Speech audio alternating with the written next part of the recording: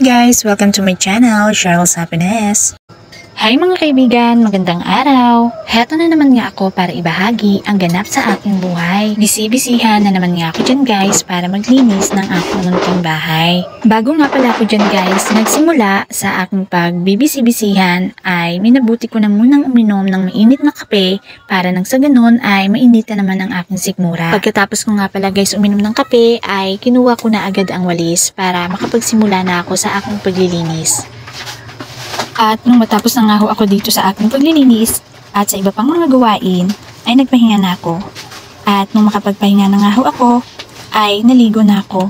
Yun nga lang ho, hindi ko na nakuha na ng video dahil talagang nagmamadali na ako ng mga oras na yan. At nung matapos na nga po ako, ay inayos ko na rin ang aking sarili upang makapunta na sa pictorial ng aking anak na babae. Oras na ito guys ay kararating ko lang. At saktong-sakto din dahil siya na ang sasalang. I mean guys, yung kukuha na ng pic. Grabe guys, sobrang saya ko talaga dyan na makita yung anak ko na nakasuot ng togang puti. Kailan lang, liit niya pa.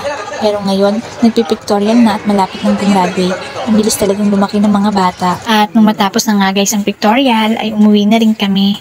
Kanina guys, pag-uwi namin galing school, may nakita ako na nagbibenta ng saging na saba. Kaya ito, bumili ako para may merienda kami.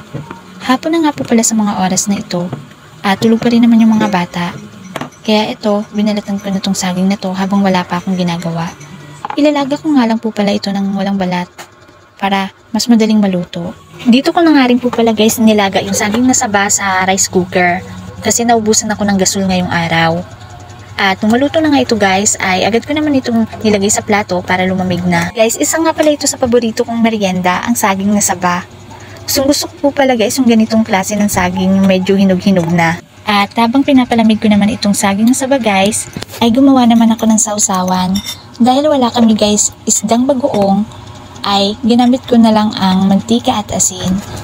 At nang matapos na nga pala ako guys sa paghahanda nitong merienda namin, ay ginising ko na rin ang mga bata para sabay-sabay na kami kumain. Natutuwa ako guys sa mga anak ko dahil kumakain sila ng ganitong saging.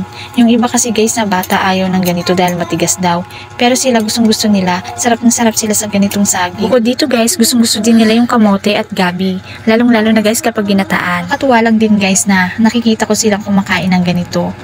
At talagang nabubusog sila at hindi madaling magutom. Noong bata ako guys, nakikita ko yung nanay ko, mahilig talaga siya magluto ng kamote, gabi, at nilagang saging.